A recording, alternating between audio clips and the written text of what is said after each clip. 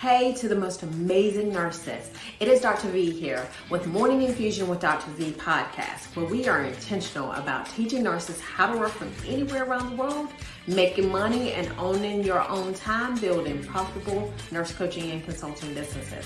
You will hear from amazing guests that have grown their companies and want to share insight into how you can do the same to change the face of healthcare as we know it.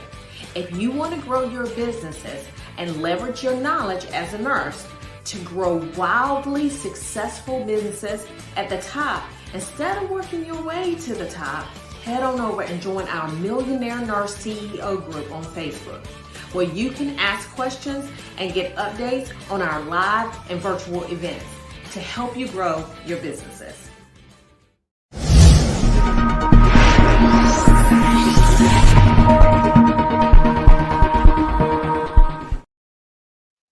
Good morning, good morning. So this morning I'm super excited because I have the infamous Miss Tina Payne. Okay? All right, so Tina, Yes. tell us a little bit about who you are. Tell the people, okay? Because let me tell you, beast right here. Go ahead, tell them who you are. Hi, everyone. My name is Tina Payne. I am a registered nurse and business owner, and I specifically help nurses and healthcare professionals escape burnout by transitioning into entrepreneurship by providing them tools and the guidance to launch successful medical scrubs businesses so they can leave a lasting legacy for their families. So I teach healthcare professionals to go from wearing scrubs to learning how to selling those scrubs and making a lot of money doing it. I love it. I love it. I love it. I love it. I remember when, it's just kind of first coming on the scene and I saw you and I was like, oh, she's a force to be reckoned with. And I was like, we're gonna cross paths at some point in time. So tell me a little bit about, we always start back where, tell me a little bit about why you became a nurse in the first place, why you even wanted to become a nurse. Well, I always wanted to be in healthcare. I think I started having the desire when I was a child. I actually wanted to be a pediatrician first, a neonatal pediatrician when I was in high school. That was my original thought process. And then I just loved being, in healthcare. I went to a high school where we had a health profession within our school. And so we had become CNAs and we learned a lot about healthcare. So I learned about that in high school. And then I had, grandparents who, would talk to me about, becoming a doctor. You're going to be the first doctor of the family and all that kind of stuff. So it was kind of ingrained to be in healthcare early on as a child. And I just kind of stuck with it. However, once I got to, college, once I went to Wright State University in Dayton, Ohio. And after my first year, I got pregnant. And so I ended up going to school for biology pre-med. But after I got pregnant, I changed my major to nursing just because it wasn't going to be as demanding, at least so I thought.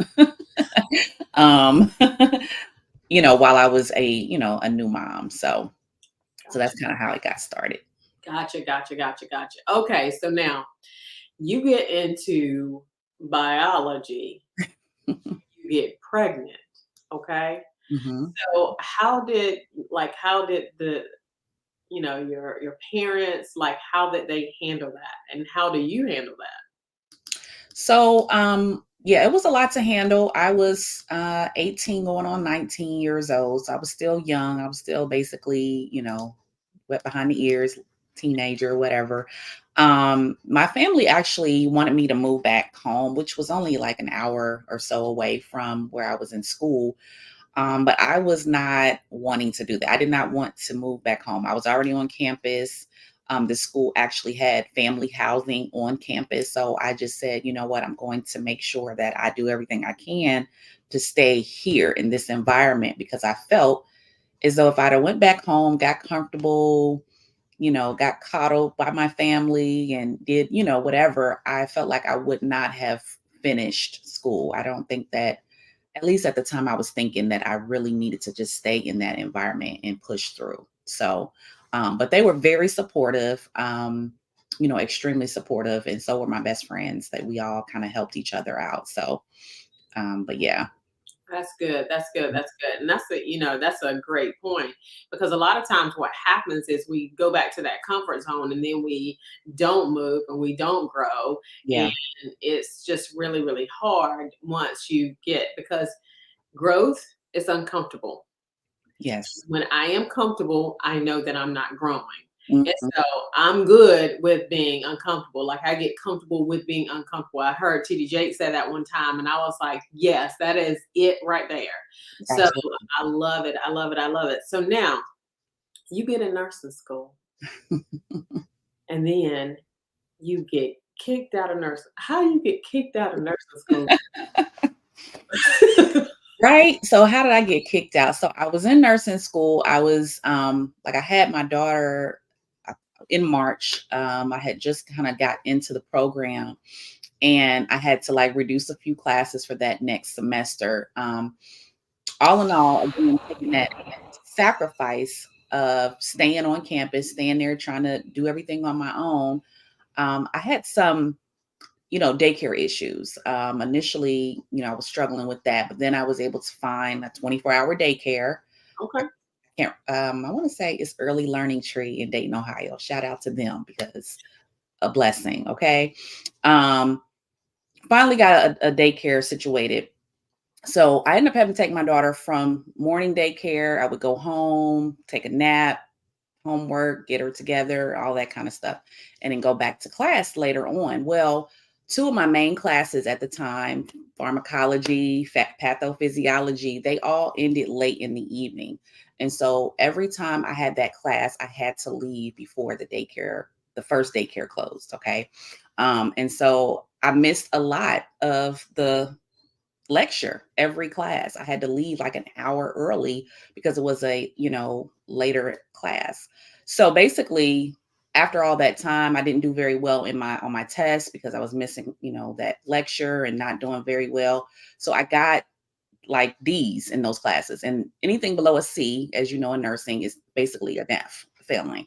And so you can't fail two classes, and so that they didn't even put me on any kind of probation. They told me I was out of the program and I had to appeal to get back in. And so that automatically puts you behind a few semesters because certain classes are only offered at certain times of the year.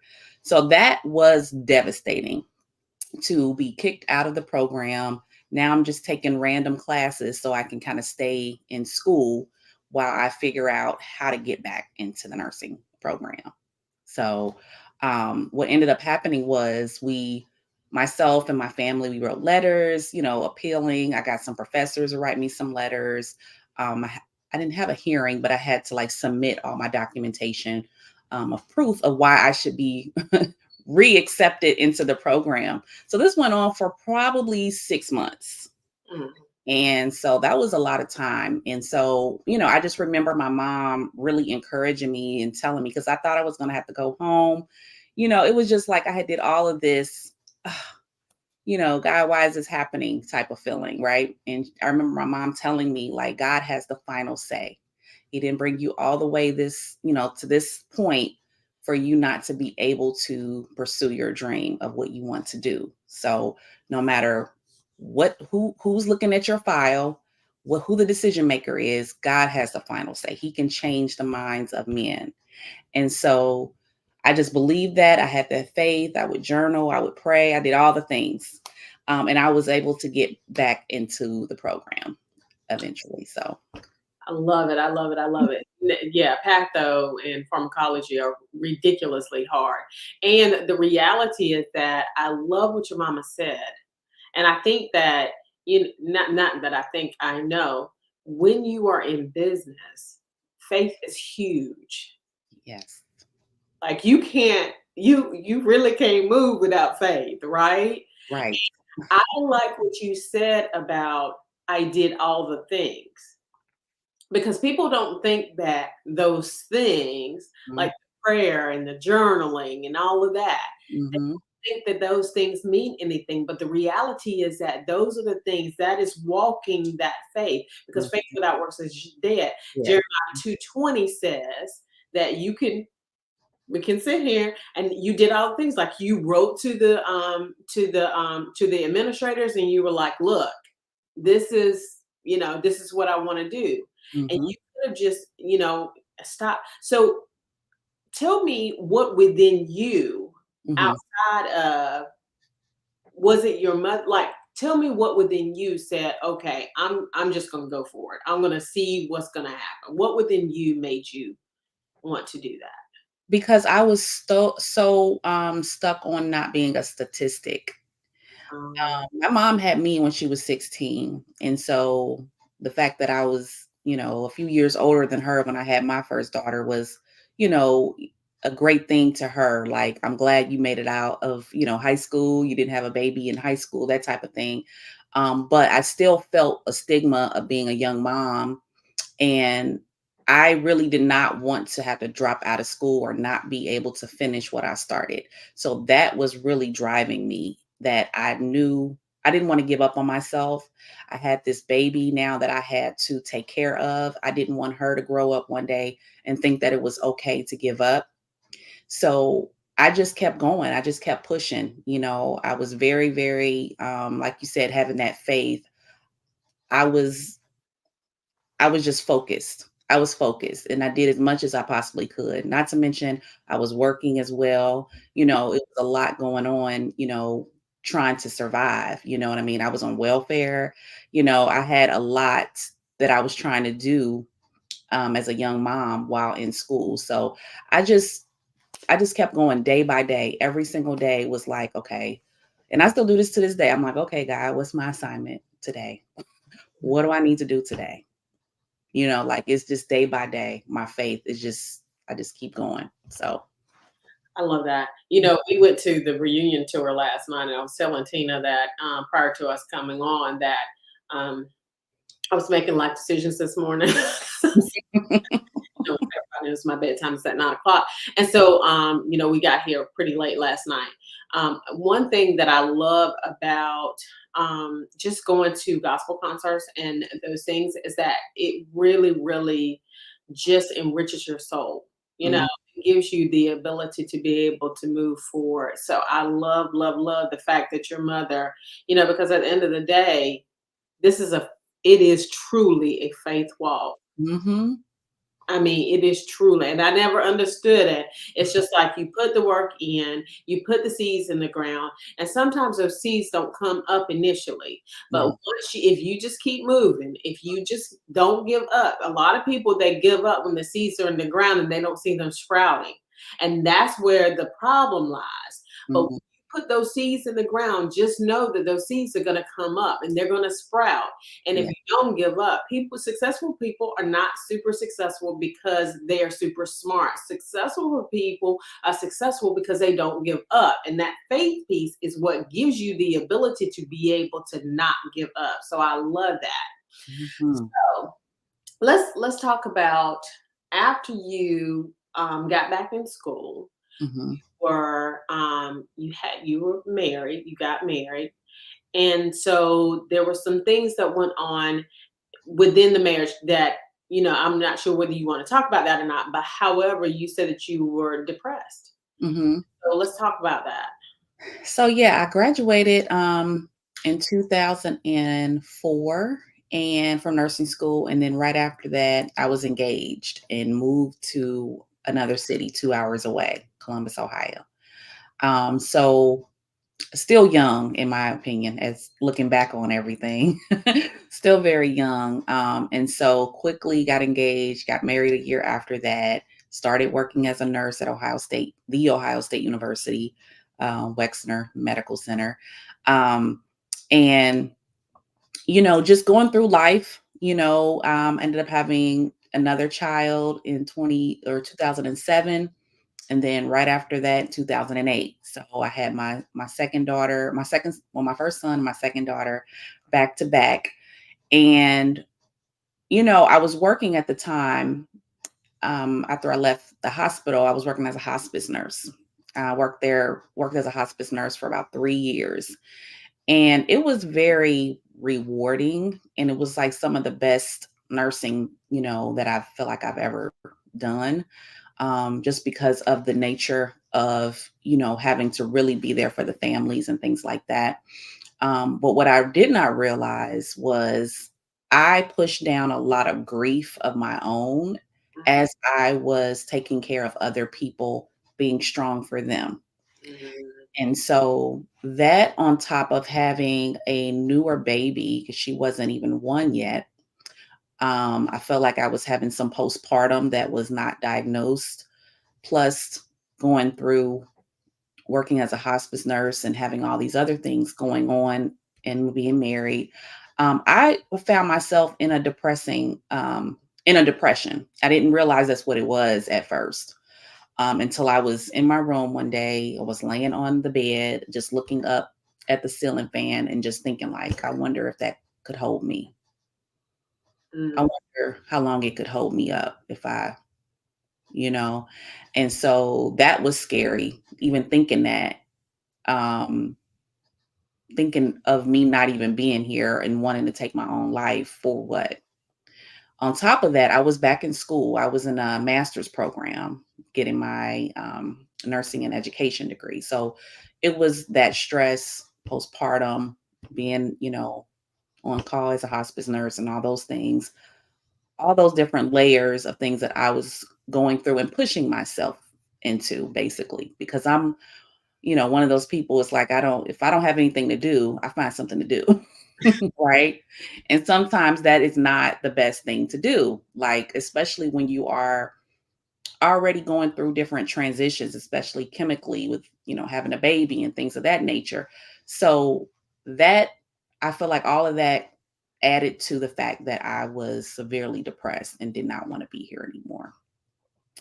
And so after that, I told I had to tell my mom. It's like once if I don't tell my mom, it's not real. It's like until I tell her something because she makes me take action whether I want to or not. Right. So it's like a few days later, I'm like, Mom, I just want to let you know I've been depressed. I think I've been going through this is what I've been thinking. And she's just like, oh no, you coming home.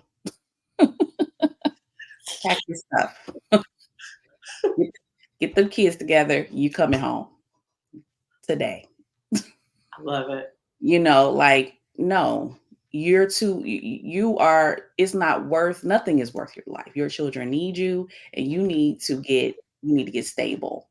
So after that, I did go back home for about a week or so, just so she could help me with the kids and kind of give me a break and things like that. Went to a doctor, I got on some medication, got stabilized mentally and energetically and things of that nature. And so it was very scary going through that, at first and kind of giving up control. And I stopped going to school. I had to take some time off from that, took time off from work. It was just like, everything that was stressing me out, I had to put on pause, until I could clearly get my mind wrapped around what I need to be focused on and how to handle and cope with stress better and grief better.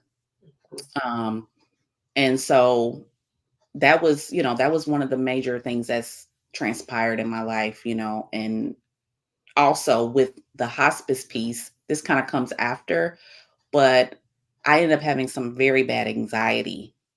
I was so terrified to go into I ended up being so terrified going into my patients' homes, Mhm. like to the point where I was in tears before I could even get out the car and my heart would be racing. Mhm. So, yeah, it got really bad. It got really bad. I love how your mom, your mama is the rock. I see, um, and I love how she's like, "Oh no, that's not what we're gonna do. We're gonna move in a different manner." But one of the things I think that we have to understand, especially in nursing, is that I remember when Damar Hamlin, whenever he fell, he basically died on the field. Mhm. Remember them saying, the trauma of that. And I'm thinking nurses deal with that trauma all the time, Mhm. Yes, we all do. the time. And then we're expected not to, like, we don't have a debriefing point where we can go and we can debrief and we can do those things. And Mhm. I feel like that's probably what led to the depression and the suicidal ideations Yeah. for you. Yeah. But listen, I love the way that you had that support from your mama, Mhm. God on your side. And not only that, you yourself internally said, this is not the way that we're gonna go. We're gonna move in a different manner. So we're gonna go to commercial, and then we're gonna come back and we're gonna talk about how you went from being kicked out of school, depressed and suicide, to now being a boss of your own company, okay? Owning your own scrub business and coaching. Okay, we're gonna do that in a few minutes. Here we go. Hey to the most amazing nurses. It is Dr. V here with Morning Infusion with Dr. V podcast, where we are intentional about teaching nurses how to work from anywhere around the world, making money and owning your own time, building profitable nurse coaching and consulting businesses.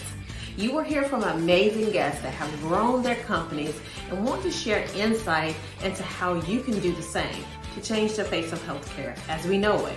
If you want to grow your businesses and leverage your knowledge as a nurse to grow wildly successful businesses at the top, instead of working your way to the top, head on over and join our Millionaire Nurse CEO group on Facebook, where you can ask questions and get updates on our live and virtual events to help you grow your businesses.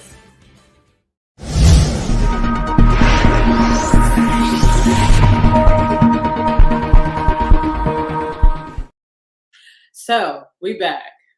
So now you went from being depressed and suicidal to owning your own scrub business. Now, what made you go into the scrub business? So let's talk about that.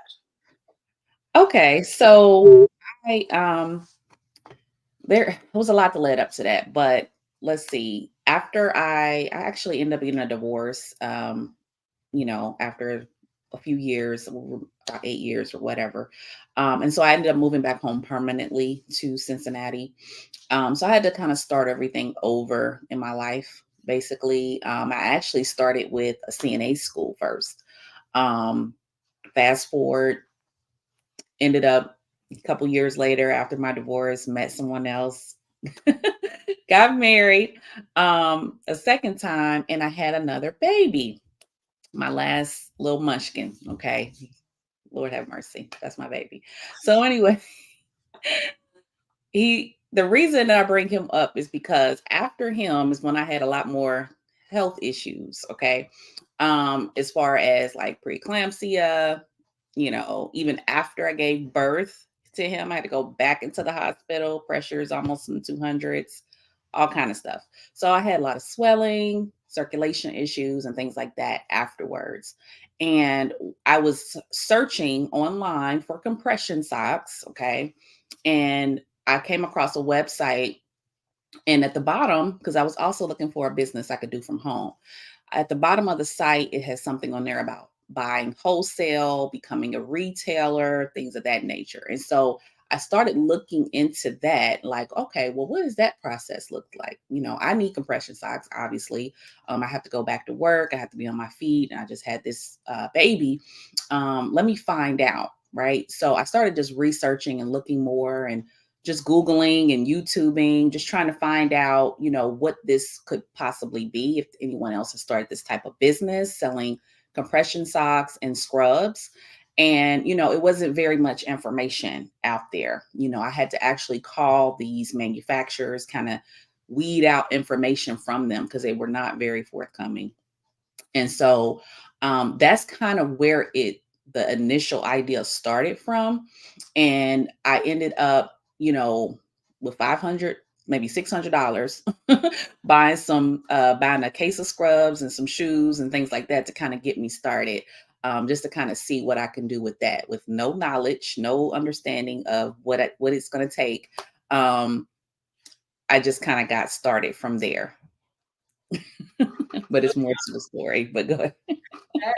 That is really good. That's really good because you had nothing initially.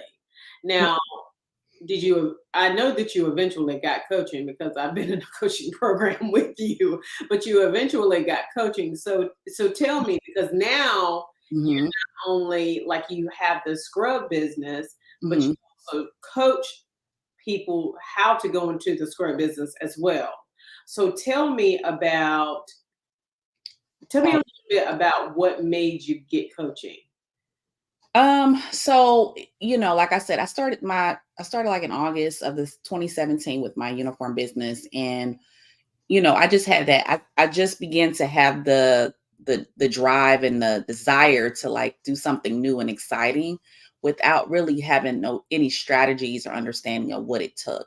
So like I said, I couldn't find anyone who actually specialized in this particular industry who was willing to share, whether it was for free or for a price, right? So Mhm. I did get a coach, but it was for sales, it was a sales coach. And so when I got with her and I was looking for her to help me with the actual scrubs business, she was like, wait a minute, you have people asking you about how to get started. So let's see what you can do with like helping other people as well, like simultaneously. And initially, I didn't want to do that. I was against it. Said, Now "Oh, listening to the coach. Now yeah, listening to the coach. no." I'm like, "I don't wanna do that. That's not what I came to you for. I want you to help me with my actual business, scrubs business, not start a coaching business." And so it started off, she was like, "Well, you need to do an ebook first and all that kind of stuff." I did it like at work over the weekend, like on Canva. This was back in the day. And like a whole weekend at night on the hospital computer, I did my first ebook. Not hospital community. We won't tell what hospital that is. No, of course not. Of course not. So I had it done by that Monday, by the time I met with her. And she was like, okay, good. I'll put it for sale. But before that, I did do like a survey. I did ask people, were they interested? That's very important. Okay. I did ask to see what people wanted, what they needed help with, because it was like a new thing, like you were saying. It just kind of came out of nowhere. There were a few other people doing the business, but they were doing it in a different way, right? So they were providing the products, but no knowledge, Mhm. okay, or strategies on what to do next. And so a lot of people were complaining about that. Like, well, we need help. We need a walkthrough of the actual business model, not just the inventory, Mhm. right? So I asked people, in a few different groups, like, well, what do you need? Are you interested, etc. So that's how I was able to come up with what to put in the ebook, because I was able to get started. I did do some legwork as far as reaching out to the manufacturers. I knew, what they told me was acceptable, what the requirements were, if you could get because not everybody can just get approved. So anyway, that was the beginning of my entire coaching. So I started with the ebook, and then people were inboxing me, literally like multiple people. Can you work with me one on one? And I was like, uh, You know what? I had to stop you right there. yeah. This is something that people don't really understand what to do and how to do. You Yeah. did market research before you even went into the business. Oh, Because yeah. you just said it was market research. You didn't even know what you were doing, I'm sure, at the time, but it was market research. But go ahead. Go ahead. Absolutely. You got to do market research. You don't want to try to sell something that people don't want. So after that, so that's when, because every time I did something, it was because someone asked me to, basically. You know what I mean? So I said okay to the one-on-one coaching. And then that first, I think the month after that, two people signed up with me, paid in full. And of course, I wasn't charging a whole lot back then, but I think I made like $1,600 each. Like it was like $3,200 at the time. Mhm. So that was a lot. Mhm. Mhm. And I was still working as a nurse, and I homeschooled my kids. So I was home, most of the week. So that was really an eye opener for me. And that's really how things got started. And then I just started learning more about my clients as I went, just kind of like what they needed, and the different things that I could actually help them with, and saw that they were getting some wins. And I think I worked with one young lady that first year that I started, within 4 months, she had opened up her store, her physical store, and it was fully stocked. And she was already, off to the races. So, so yeah, it's that's how I got started. I love it because within 4 months. So how long did it take you to get your scrub business up from the ideation to the actual? It didn't take me long. I would say like 2 or 3 months, but that was just because I didn't know what I didn't know. You know what I mean? Um, and even after it was quote unquote up, I still had a lot that I needed to perfect and do with branding and marketing, and really marketing is like one of the biggest pieces. And then learning how to also, learn about profits and revenue, operating expenses, and all those different things that come along with it. So, I always tell people all the time, you are a marketer first. I don't care what business you are in, you yeah, are a marketer first, no matter what. Because if nobody knows about your business, nobody can. you don't have a business. you can't attract what people don't know about, right? And That so a lot of people are like, well, I don't want to market, I don't want to talk about this. I don't, no. Okay. We'll sit over there in the corner then. Because I saw you like Mhm. going out, with I want to say I saw you first with Facebook ads. Am I correct about that? Did you do Facebook ads at any point in time? I don't think I had ads yet. No. Okay. Mm-mm.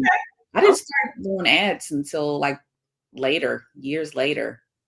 Well, I saw you. I saw you. So if I saw you, and I'm not even interested in the script business, okay, that Yeah. means that you had some good marketing going on. Mhm. So Yeah. that was good. And so Mhm. tell us now, what would you like? What advice would you give to someone who is at the bedside, Mhm. wanting to move away from the bedside and wanting to start their own scrubs business? Oh yeah. So I would definitely, first of all, like we were just discussing, doing that market research, because although we know this scrubs industry is over 66 billion plus worldwide, okay, it's a major industry. It's not only what you see like as consumers that's going on in the scrub industry. It's a lot of behind the scenes with government, different corporations and different things of that nature. And there's a lot of room, to do business in the scrubs industry. So you want to do the research on what type of scrubs business you want to pursue, because it's not only about a store or a website. It could be B2B, it could be mobile, direct to consumer. I get a lot of people who think they want to start a scrubs line, meaning from scratch, creating their own. And so you want to first do that research. Okay. So I have a group, and I can probably talk to you about that later, but I have a group where, we do give you some general information on how you can get started. But the research is first. The next thing is business planning. Obviously, the business model that you are wanting to pursue, like I mentioned earlier, whether it's a store, online, or whatever, you want to break down that business model so that you can understand the types of customers and target audience you want. My target audience is not only healthcare workers. My target audience is actually businesses who own, who are healthcare agencies, nonprofit organizations, different allied healthcare companies. So that's my target audience. It's not just the individual bedside nurse. So you want to know your audience. You want to know who you're trying to, market to, like we were discussing. And then, of course, you want to get some funding. You're going to need money. Don't do like I did. Don't start off with bad credit. Do not start off.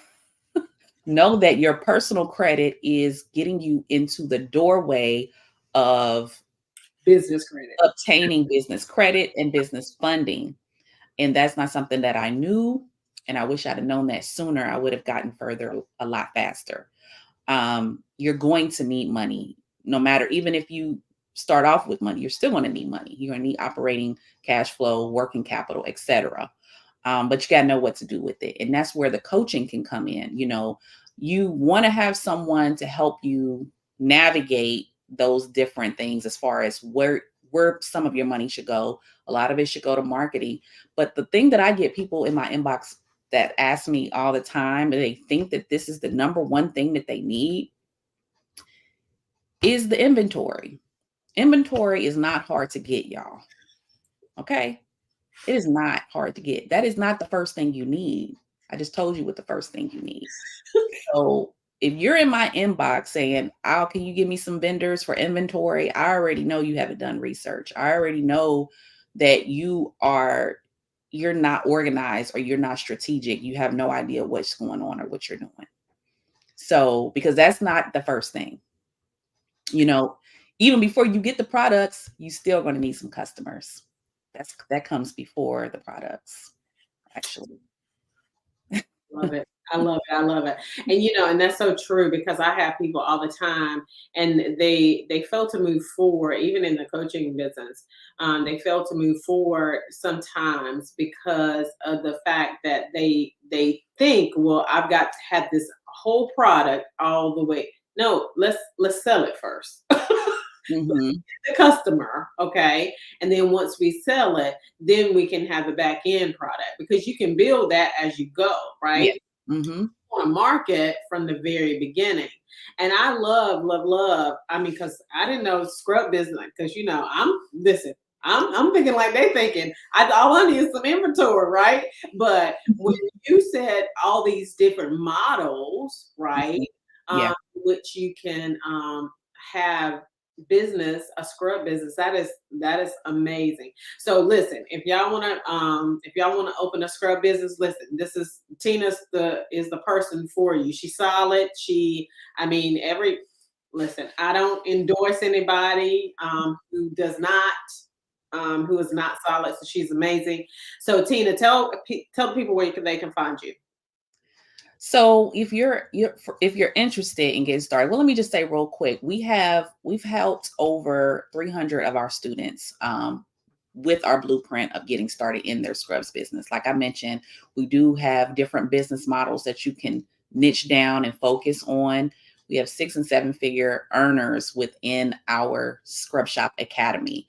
So of course, that doesn't mean that everybody's going to walk in doing those type of numbers. However, the potential is there if you are willing to make that investment and make that time investment in doing the work, right? So if that's something that you're interested in, you can first and foremost go to scrubshopacademygroup.com. When you get there, it's going to ask for your name and email and your number because we are going to send you a free checklist as well as a free download guide to show you 5 ways to market your scrubs business, right? So you'll get that, and you'll also get an invitation to our free Facebook group, Scrub Shop Academy, Profitable Startup for Nurses. So that's the Facebook group. And then on Instagram, you can follow me at Tina M Payne _. Love it, love it, love it, love it, love it. So you guys go follow Tina because she's amazing. And if you want to make 6 and 7 figures, because the reality is that a lot of people don't understand that there's a large number of businesses that fail. Mm. And I am sure that I would have failed without coaching. Absolutely. Without a shadow of a doubt. But the coaching accelerated how I was able to move and accelerated how I was able to do. And so I will always have coaching. I will always be in professional and personal development. And so that is the expectation of my clients as well. So I love, love, love that. And I can't wait to see. Of course, you're super successful. And I said that we were going to go for 30 minutes. I said, but if it gets good, we're going to go over. And of course, we went over. But anyway, you guys have a phenomenal rest of your day. Go follow Tina, and we'll see you later.